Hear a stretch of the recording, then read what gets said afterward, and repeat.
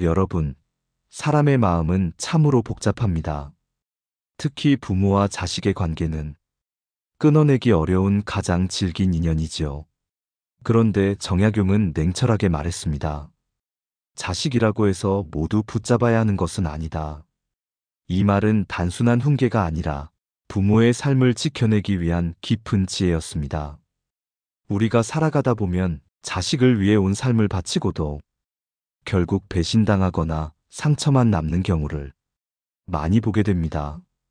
모든 부모는 자식이 잘 되기를 바라지만 그 마음이 오히려 부모 자신을 파괴하는 굴레가 되기도 합니다. 자식이 부모를 이용하거나 의도적으로 상처를 주고 고마움조차 모르는 태도를 보일 때 그 관계를 끝까지 끌어안는 것은 지혜로운 선택이 아닙니다. 한 노부부의 사연을 들어보겠습니다. 평생 농사로 자식을 키워낸 이 부부는 큰아들이 사업을 한다며 부모의 집을 담보로 대출을 받아달라 했습니다. 부모는 망설임 끝에 도와주었지요. 하지만 결과는 참혹했습니다. 사업은 실패했고 집은 은행에 넘어갔습니다. 아들은 그 뒤로 연락조차 끊어버렸습니다. 남은 것은 부모의 깊은 상처와 절망뿐이었습니다. 그럼에도 이 부부는 그래도 내 자식인데라는 생각으로 아들을 원망하지 못했습니다. 정약용은 이런 상황에서 단호히 말합니다. 자식이 도리를 잃었을 때는 붙잡지 말라. 버리는 것이 부모 자신을 살리는 길이다. 이는 잔인해 보이지만 사실 부모의 노년과 존엄을 지키는 가장 현실적인 지혜입니다. 여러분, 인간관계에서 가장 큰 착각 중 하나는 피는 물보다 진하다라는 믿음입니다. 그러나 실제로는 피보다도 얇은 관계가 있습니다. 부모 자식이라도 서로의 책임과 도리를 저버리면 그것은 더 이상 건강한 관계가 아닙니다. 우리는 종종 내 자식이니까라는 이유로 모든 상처를 감내합니다. 하지만 정약용의 가르침은 다릅니다.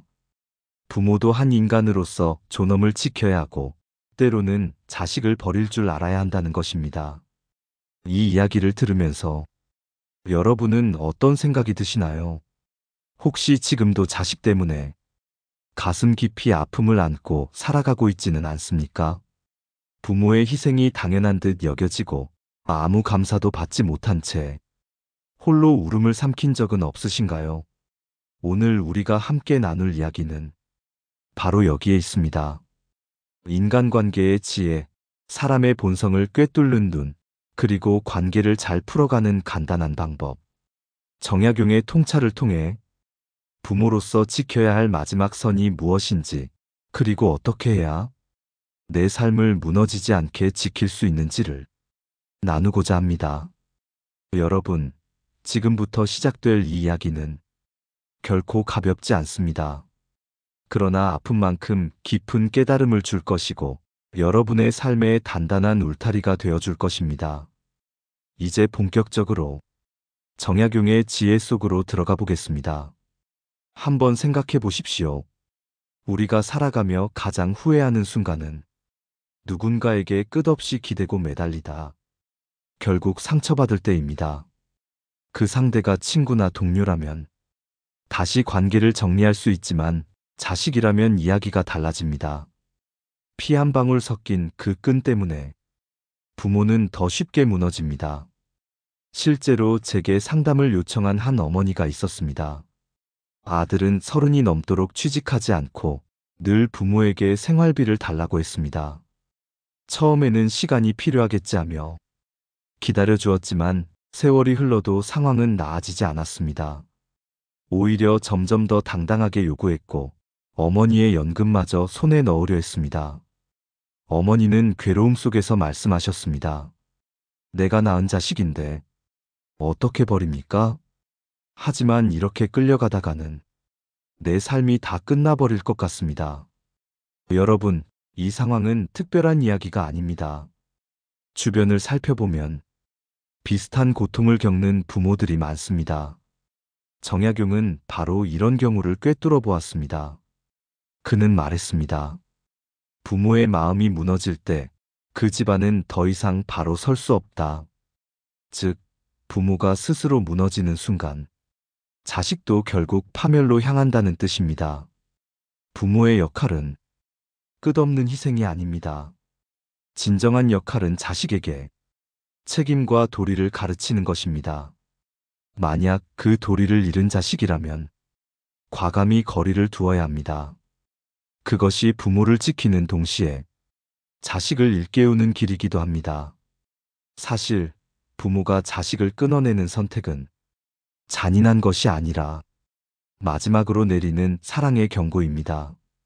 언제까지나 받아주기만 한다면 자식은 스스로의 잘못을 깨닫지 못합니다. 오히려 버려짐을 통해 비로소 자신을 돌아볼 기회를 얻게 됩니다. 여러분도 아마 느끼실 겁니다. 누군가의 잘못을 계속 감싸주면 그 사람은 변하지 않습니다. 인간관계의 기본 원리는 같습니다. 도리를 지키지 않는 사람은 가까이 두면 내 삶을 무너뜨립니다. 그것이 자식일지라도 예외는 아닙니다. 이쯤에서 스스로에게 질문해 보셔야 합니다. 나는 내 자식에게 진정한 사랑을 주고 있는가? 아니면 내 인생을 소모하며 그들의 욕심을 키워주고 있는가? 정약용의 지혜는 바로 이 질문 앞에서 우리를 단호하게 세워줍니다. 이제부터는 인간관계에서 지켜야 할 경계, 그리고 사람의 본성을 꿰뚫는 눈이 왜 필요한지에 대해 더 깊이 살펴보겠습니다.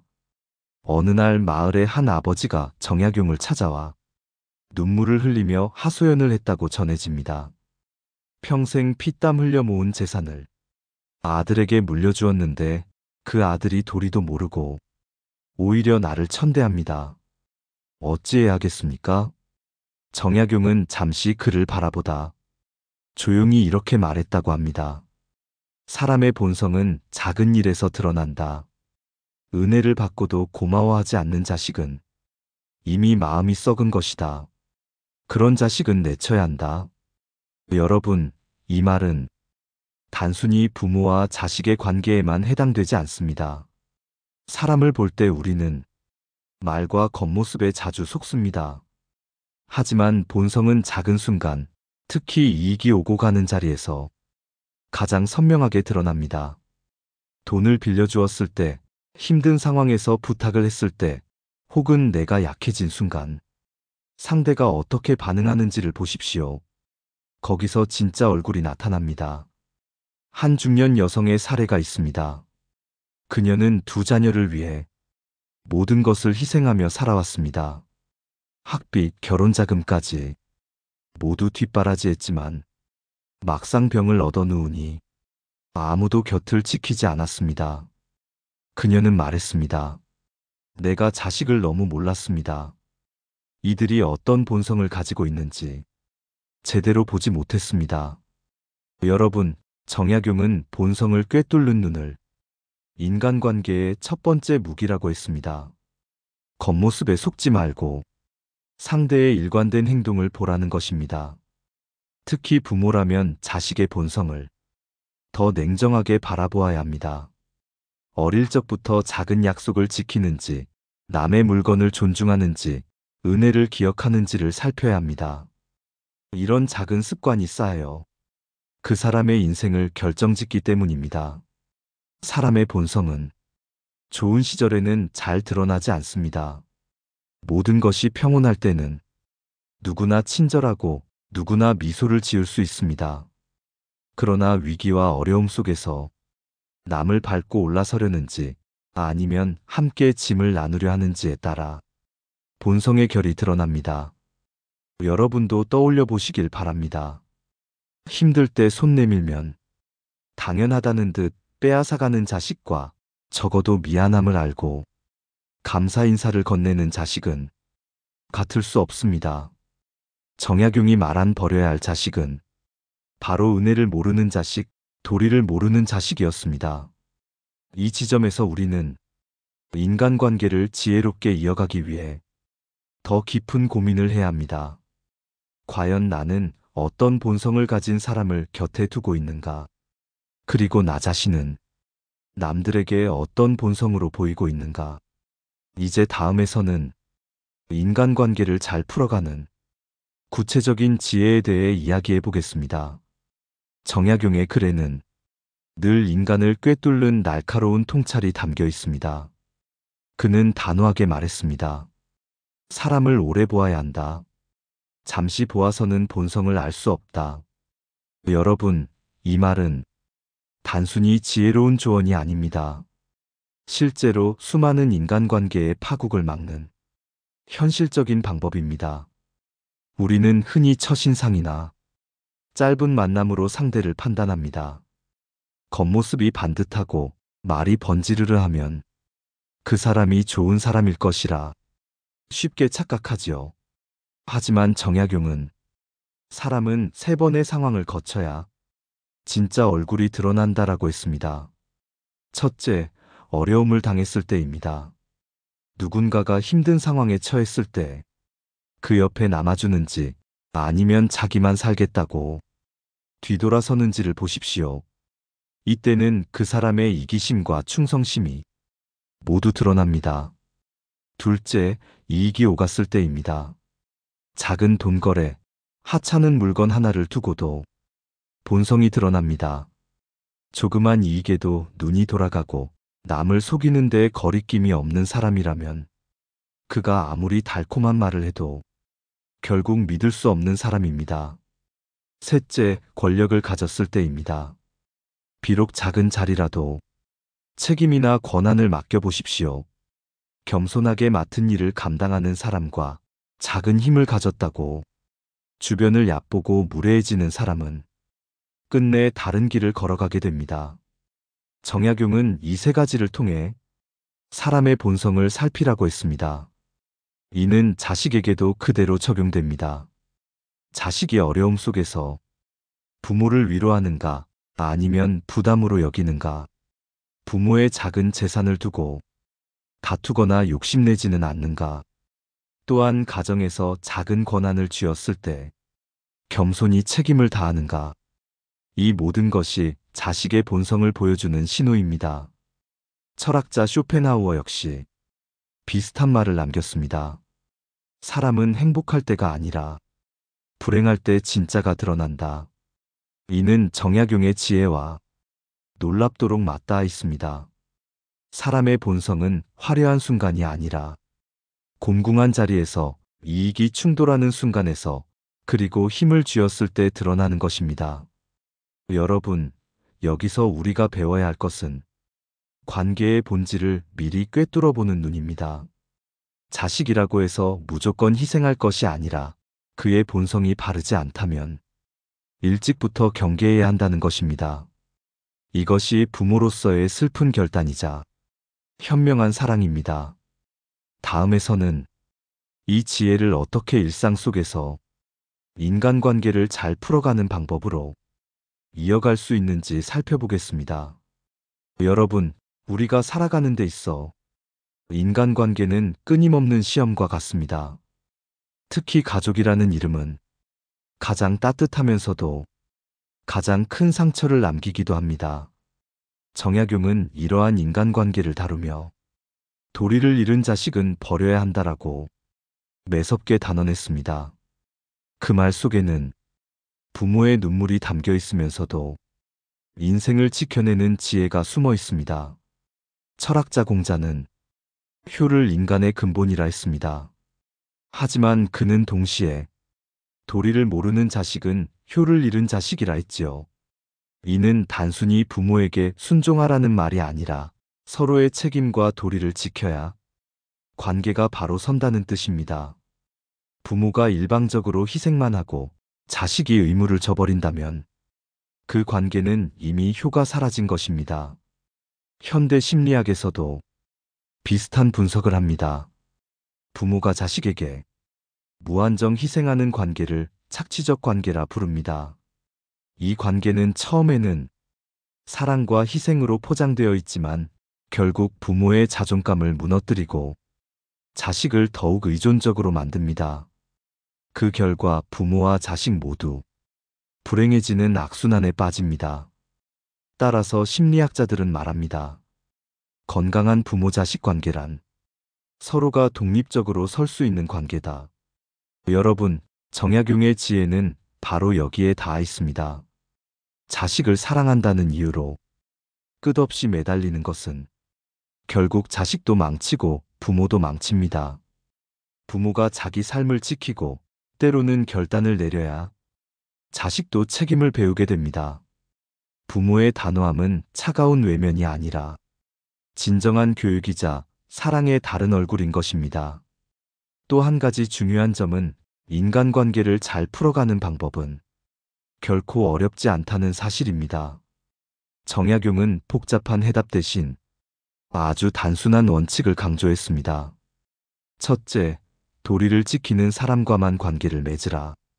둘째, 은혜를 아는 사람과 가까이 하라. 셋째, 작은 약속을 소중히 여기는 사람을 곁에 두라. 이 세 가지 원칙만 지켜도 인간관계에서 큰 상처를 피할 수 있습니다. 여러분은 혹시 주변에 이런 원칙을 저버리는 사람이 있지 않습니까? 겉으로는 웃으며 다가오지만 뒤에서는 은혜를 잊고 자신의 욕심만을 채우는 사람.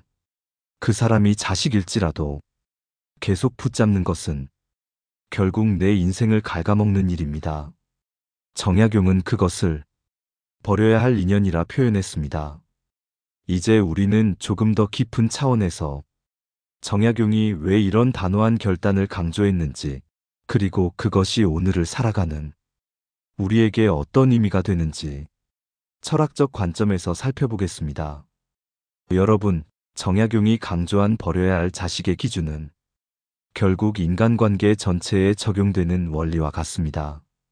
그는 단순히 부모와 자식의 갈등만을 말한 것이 아니라 사람과 사람 사이에서 반드시 지켜야 할 도리와 본성의 기준을 세워준 것입니다.